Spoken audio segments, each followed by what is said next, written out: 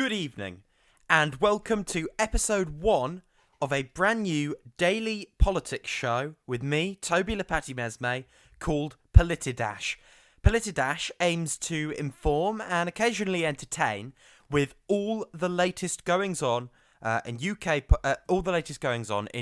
politics, US politics, and global politics from the perspective of the international left. It's 10 p.m. It is Friday, the 2nd of July, 2021, and it has been a seismic day in British politics as Labour clings on in the Batley and Spen by-election, a by-election that was critical for the continuation of Keir Starmer's leadership of the Labour Party. And make no mistake, Keir Starmer's leadership of the Labour Party is now secure, at least until conference, and maybe further than that. So, that's what we're talking about. That is the number one story. It couldn't be anything else for today. Labour have won the Batley and Spen by-election. Let's look directly at the results and what we can extrapolate from them. So Labour's vote was 35.3%. That's down 7.4 percentage points on 2019. The Conservatives were on 34.4%. That's down 1.6%. No gain in the Tory vote, but it's pretty static. And George Galloway straight in on nearly 22% of the vote, with all the other parties an irrelevant concern. Lib Dems 3%, UKIP under 0.5%. So it's a three-horse race.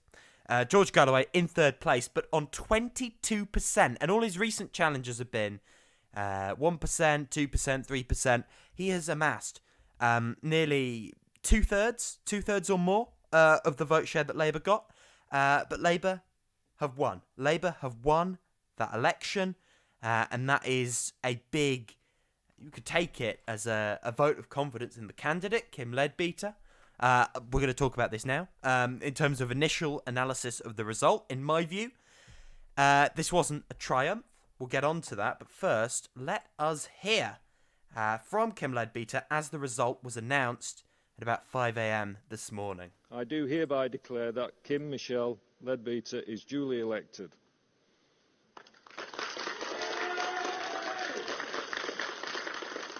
I want to say a huge thank you to the police, who sadly I have needed more than ever over the last few weeks. And I want to say a huge thank you to the whole Labour Party team for the hours and the time and their commitment they've put in to supporting me and helping me to get to this fantastic result this evening. Well done for keeping up, everybody. There's way too many people to mention by name, but I do want to refer to my family and my friends who, without them, I could have not got through the last 5 years, never mind the last 5 weeks. My amazing parents and my wonderful partner. And I want to give a special shout out to my niece and nephew, who I cannot wait to hug as soon as I see them. The focus now is catching up on a bit of sleep, maybe having a few glasses of fizz, and then there's lots to do. And I think the campaign has highlighted that there's lots to do. But I'm going to crack on with it, and I will do my very best to represent the whole of Batley and Spen as their new MP. I'm absolutely delighted that the people of Batley and Spen have rejected division and they've voted for hope. Thank you very much, everybody. Thank you.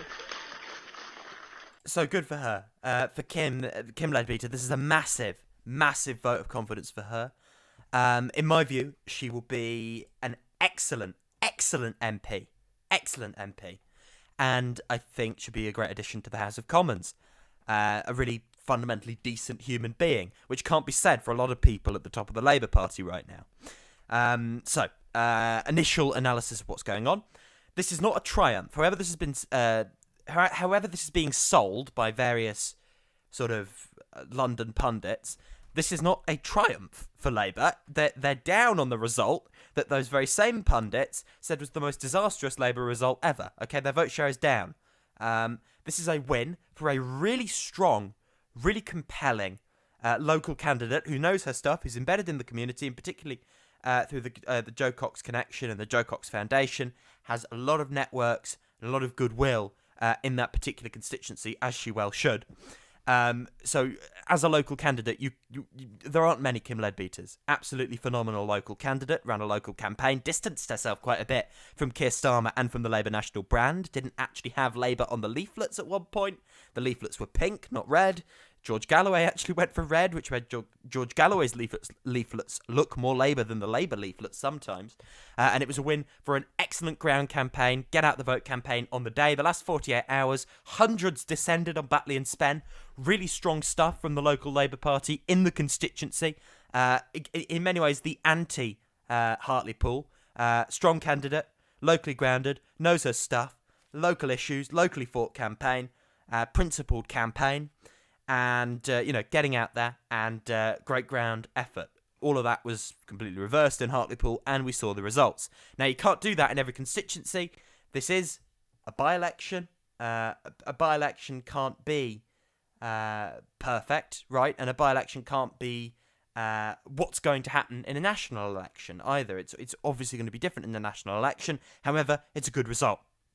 Starmer didn't help with it, though. Starmer was barely there. And he clearly hindered the result, considering he is massively unpopular in the constituency and Boris Johnson is massively popular in the constituency. That would indicate to me, and surely anyone with their head screwed on, that, Keir Starmer wasn't the asset that got this over the ground, right?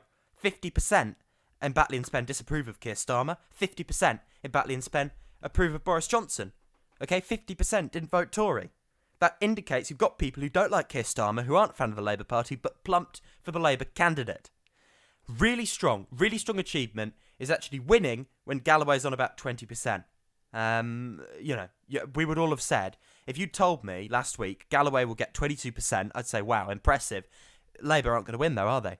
Labour still won, even though Galloway got that many votes. The swing that we see here would be dire if it was replicated nationally. Someone, James Johnson on Twitter says, for all saying Labour's hold in Batley and Spen is a great result for them. Apart from the remarkably rare Tory gains in Copeland and Hartlepool, the 2.9% swing away from Labour last night was the biggest swing towards a governing party in 39 years. Presumably talking there in the context of a by-election, and it's true. This isn't a result. This shouldn't have been competitive for the Tories. Labour should have been able to hold this seat. If Labour was winning nationally, if Keir Starmer was polling how he was polling this time last year, then this seat wouldn't even be in question. They would expand their margin in a by-election. And they'd have probably held Hartlepool. But we're not getting that. That is not what's going on here, and that's, in many ways, the problem, right? I want to go into more clips here so we can hear some of Keir Starmer's reaction to the result. This campaign has been tough because others have poisoned it with hatred, with division, of finding difference, of misinformation, of lies, of harassment, threats and intimidation. That should have happened in Batley and Spen, of all places, is disgusting. That should have happened to Kim, of all people, is unforgivable. So Keir Starmer taking a very firm line on, basically the political games being played in the constituency. You can talk about the fact that Labour itself has been briefing Islamophobic messages throughout the campaign. However, you have had a lot of nastiness, whole lot of far-right abuse heading at Kim Leadbeater. Absolutely disgusting, and he's basically pushing back on that. Bit more from Keir here. It took incredible courage for Kim to stand here and to go through this campaign. Incredible courage. Kim epitomises everything I want our Labour Party to be. Everything I want our Labour Party to be. She's of her community. You can't go around Batley and Spen and not know. Everybody knows Kim. However they vote, they all know Kim because of what she's put in. She's of her community. She's for her community. She's got integrity. She believes in truth and honesty and in bringing people together. So you get the message, right? Bring people together, etc., etc. It's, how did they win this? They won this through organising on the ground and getting out the vote. All things that Keir Starmer's Labour Party has hindered, not helped. And Kim Leadbeater did distance herself from Keir Starmer a lot, and she also wouldn't give him any credit for the win, which I think is absolutely right. This is a win that Kim Leadbeater can take thoroughly, fully on her shoulders, and if she'd lost this, she'd have been robbed by the Labour leadership, right? I thought they were going to lose, and it would have been absolutely, if you can't win with Kim Leadbeater, you can't win with anyone. You win on such a thin margin with Kim Leadbeater, with anyone else, you're in trouble. And that's Keir Starmer's fault. That's on Keir Starmer. You couldn't have a stronger candidate in this by-election than Kim Leadbeater. So what's the deal with Starmer? His leadership is secure until at least party conference. He's now got a second chance to revitalise his leadership, to actually have some policies. Apparently we're going to be hearing from that. I don't know what it's going to be. If it's just antisocial behaviour and policing and, I don't know, punching the left harder, then, we're in trouble. Right now, as of right now, Keir Starmer still has no hope nationally. Labour, led by Keir Starmer, still has no hope nationally. And the sort of Democrat Party light thing of values and strength over lies, hope over division, it's not going to work, okay? You're not running against Donald Trump. You're in Britain. It's about local issues. It's about real politicking. It's about cold, hard, transactional politics, right? Some of those things will resonate in a constituency where it's been as tense as it has been in this by-election. But on a national scale, that message isn't going to cut it. It's not going to cut through. Do you know what will cut through? Class politics. Do you know what will cut through? A radical domestic agenda. And Keir Starmer is in a unique place to sell that because he has a very reassuring exterior, right, as a politician. Not done that, so he comes across as sort of the Wurzel Gummidge of Labour leaders. In terms of the Labour response to this by-election result, we've seen some really grim stuff, in my view. Some really grim stuff. We've seen figures in the Labour Party quoted as saying, we're putting together and this is obviously just quotes, we don't know who said it, we don't know if it's true, but we've seen, and we knew there'd be sort of a tidal wave of bigotry if they lost the constituency, basically a lot of blaming Muslims for the result. However, we've still seen a fair amount of that, in that we've seen them failing to learn the lessons. We've seen a Labour, this is from a Labour Batley campaign source, basically built a new electoral coalition in 6 weeks, lost the Conservative Muslim vote over gay rights and Palestine, and won back a lot of 2019 Tory voters. This result shows we're reconnecting with the wider electorate again. That implies Muslims aren't the wider electorate, so that's otherising Muslims. It says that they voted. You're conservative if you're interested in Palestine, and that Muslims weren't voting for Labour over gay rights. Completely unsubstantiated bigotry. So, in other words, a disgusting quote, and you can only imagine the bile we'd have seen if Labour had lost. They still aren't learning the lessons. They're still putting up the middle finger to their base. I mean, why would British Muslims vote for the Labour Party when they talk about them like this? Paul Mason, faux left-winger Paul Mason, says this in the New Statesman. Galloway's vote of 8,264 was driven by a mixture of the youthful radicalism that put tens of thousands of young Muslims on the streets during the latest Gaza atrocities and the homophobia and anti-feminism of their parents. So there you go. That is Paul Mason, a member of the quote-unquote acceptable left, basically saying, this is what makes that genre of the left acceptable to the establishment, saying that older Muslims who voted for George Galloway are not interested in Palestine. They are homophobes and they are anti-feminists, and that's why in great numbers they voted for a Jewish Labour leader in 2015 and for a ferociously pro-LGBTQ plus leader in 2017 and 2019 in greater numbers than ever. So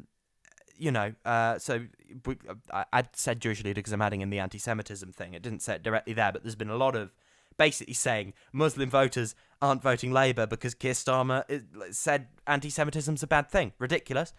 Because, as I say, voted for a Jewish leader, voted for pro-LGBTQ plus Labour politicians for years, and obviously pro-feminist Labour politicians in a Labour Party that has, on a national scale, been relatively pro-feminist. So ridiculous, because it shows that Muslim voters aren't motivated by any of these things. The insinuation they are is a prejudiced assumption, and it is, make no mistake, bigotry. In terms of the political map, this by-election tells us the Tories are not invincible. It's clearly some Labour, Tory 2019 voters went to Labour. Big achievement. We're still seeing Labour in terminal decline at a national level. However, it's not as bad. It means that you can have the odd Tory defeat. There's going to be an internal fallout. The factional warfare is beginning already, with Starmer figures briefing that this is all Angela Rayner's fault and the Corbynite left were plotting against the Labour Party. We hear some of this from Peter Mandelson here. It's a victory, frankly, against the politics of very ugly division represented by George Galloway and his campaign's attempts to create, frankly, what amounted to a communal grievance amongst Muslim voters and to unleash racial and homophobic forces in the constituency that were really very unpleasant to see. And I'm glad that Diane Abbott has condemned them. But equally, let's be honest here, there were elements of the Corbynite left who seemed far too eager during this campaign for Galloway's presence to result in a blow to Keir Starmer and his leadership. I mean, while others were campaigning in Batley. I mean, this is ridiculous stuff, right? Considering the Corbynite left, the Labour left, epitomised by the likes of Owen Jones, have been vociferous in their opposition to George Galloway from top to bottom, from every angle, okay? They've called him a homophobic demagogue, which in many ways he is. So, ridiculous stuff, okay? The Corbynite left are certainly not the section of the left that had any sympathy for George Galloway. Of course, Peter Mandelson doesn't know what he's talking about, and he also doesn't care that he doesn't know what he's talking about. We'll quickly hear the Tories' response to the result. So look, lots of issues came up on the doorstep over the last few weeks. I'll be honest with you, the issue with Matt did come up on the doorstep, but it was a whole wide range of different issues. And at the end of the day, we still have to come back to the fact that governing parties just don't gain by-elections. It's unprecedented to do so, and it was unprecedented to do so in Hartlepool. So that is Amanda Milling, Conservative Party co-chair. You see her around defending the indefensible a lot at the moment. So, yeah, Matt Hancock, I think that could have tipped it over the line, right? 300 votes in this, 323 votes. Sue me if I got that wrong, but that looks like it. Don't sue me. A lot of factors at the last minute that helped Labour. Also, sympathy for Kim Leadbeater, considering the abuse she sustained. Well-deserved sympathy in that sense. And, we've seen a coalescing of people coming back to Labour, Tory voters going to Labour. Basically, people that don't have a high opinion of the Labour Party still voting for Kim Leadbeater. Many more voted for Kim Leadbeater than actually approve of Keir Starmer's leadership of the Labour Party. And much fewer voted Tory than approve of Boris Johnson's leadership of the country. Because in Batley and Spen, people broadly, there's a lot of consent for Tory rule at the moment. They're enjoying Boris Johnson as Prime Minister, and they're a fan of his work. It's just the case. His approval ratings are very high in Batley and Spen. Okay, on to our next story. We'll definitely be back on the Labour saga in the weeks and months to come, as this show gets off the ground. Absolute disaster. Feeling the heat. Okay, heat waves across the United States, and Canada, and basically around the world. We're having a spell of extreme heat. It is very worrying stuff. It is very worrying stuff indeed. And as epitomised in an article by Chris Saltmarsh in Tribune today, the fallout from climate change isn't coming. It's already here. I'm going to get you some choice statistics from this, as the article says. As one historic heatwave tears through the Pacific Northwest, another is causing temperatures too hot for humanity. In Pakistan, the consequences of climate change are no longer a threat, they're already here. So we'll delve into that. Canada's geography perhaps makes it all the more stark that its recent heatwave has seen approximately 300 excess deaths amid temperature highs of 49.5 degrees C. That's in Canada. The UN World Food Programme, has warned that up to 400,000 people in Madagascar are currently approaching starvation following back-to-back droughts in a country where 1.14 million people are food insecure, 14,000 already in catastrophic conditions. Dire. in terms of decarbonisation, targets of net zero by 2050 look pathetic. These targets regularly grab a cheap green headline, but more seriously, they expose their proponents' shared ambivalence about the scale and pace of action needed. And in the Middle East, earlier in June, countries reaching highs of 50 degrees included Oman, Kuwait, Iran, and the UAE. We are on a trajectory where parts of the region will likely become uninhabitable within our lifetimes, and even faster than expected. Of course, this is fostering fossil fires in the lights of America, which we can hear Joe Biden talk about, saying, the glaringly obvious in a second. But broadly, for the global south and the global north, we're only hearing about it because it's hitting the global north. We're seeing climate change, okay? This is real. This is what's really happening, really going on. This is just the beginning. We've seen absolutely paltry actions from the Biden administration and underperforming in terms of targets all over the world, including our, pretty ambitious in terms of compared to the rest of the world targets in Britain. But particularly from the Biden administration, it's just a reliance on private finance. It's pathetic. We're all in, frankly, deep shit. The world is in trouble. No one is taking the sufficient action needed. And it has to be about making clear what this is, okay? This is getting real everywhere. It's getting harder and harder for the denialists, but there is a part of the human condition that still wants to deny this. So what we need to do is we need to push and push and push and demonstrate as this gets more and more real to people. Look, this is real, this is happening, and we're clearly not doing enough. This is Biden talking about how the wildfires are a direct result of climate change. Climate change is driving the dangerous confluence of extreme heat and prolonged drought. We're seeing wildfires of greater intensity that move with more speed, and last well beyond the traditional months of the fire season. And that's a problem for all of us. Wildfires are not a partisan phenomenon. They don't stop at a county or a state line, or a country line for that matter. I want to note that the extreme heat we're seeing in the West is not only a risk amplifier for wildfires, it's a threat in and of itself. People are hurting. It's more dangerous for kids to play outside. Roads are buckling under the heat. I need not tell all of you. We need people to check on their neighbors, especially seniors who may need a helping hand. Outdoor laborers, like our farm and construction workers, are going to need frequent water breaks and shade. I want to thank the governors and local leaders for providing information to citizens and the resources like cooling centers where people can go to get relief from the heat.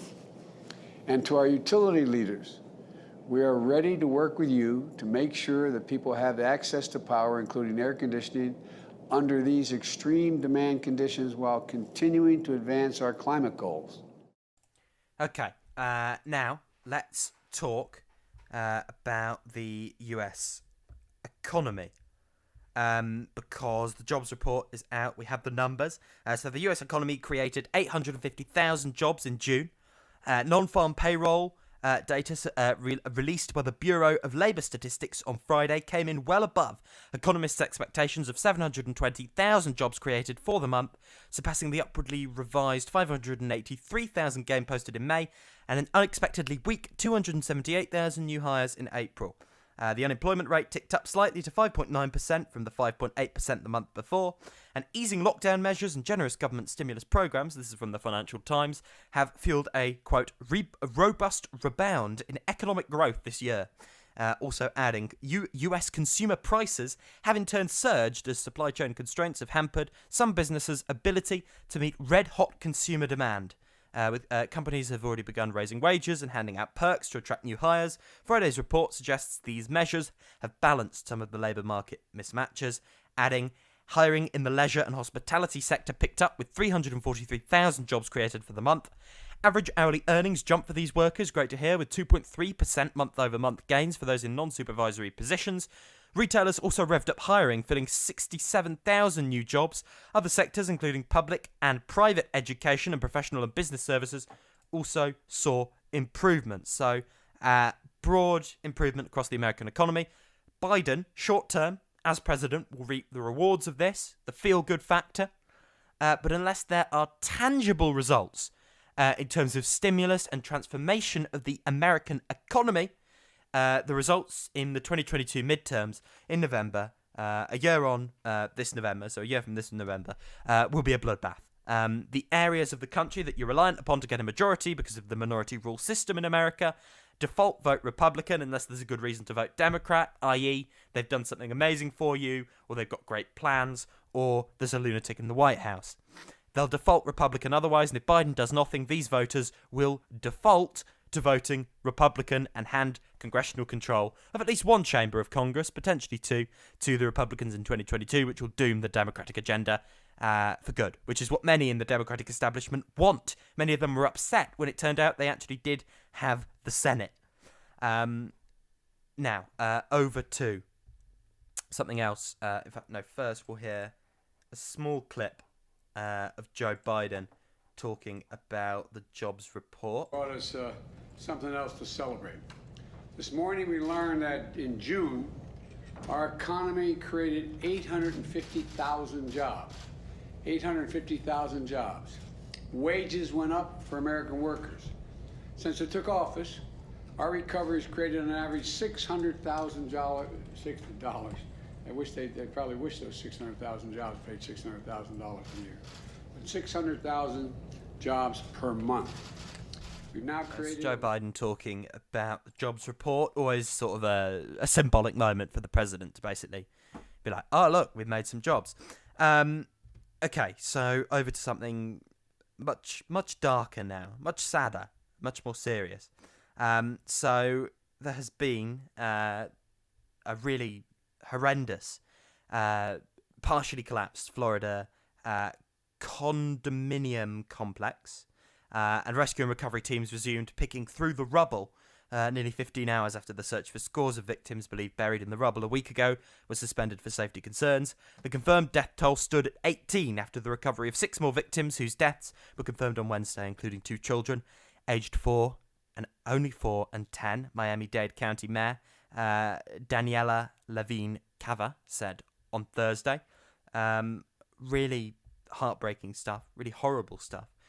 Joe Biden was there talking about what was going on and talking about the families he'd met at the Miami condo collapse site. What amazed me at this group of people was their resilience, their absolute commitment, their willingness to do whatever it took to find an answer. I walked away impressed by their strength. Biden is uniquely among politicians. He sells the image of the sort of consoling grandfather really, really well. There was also an interesting moment of unity where Biden and the Florida Republican governor, Trumpist governor, who didn't accept the election results, they both congratulated each other basically on what a great job the other was doing. Really sickening stuff. What happened? A really horrible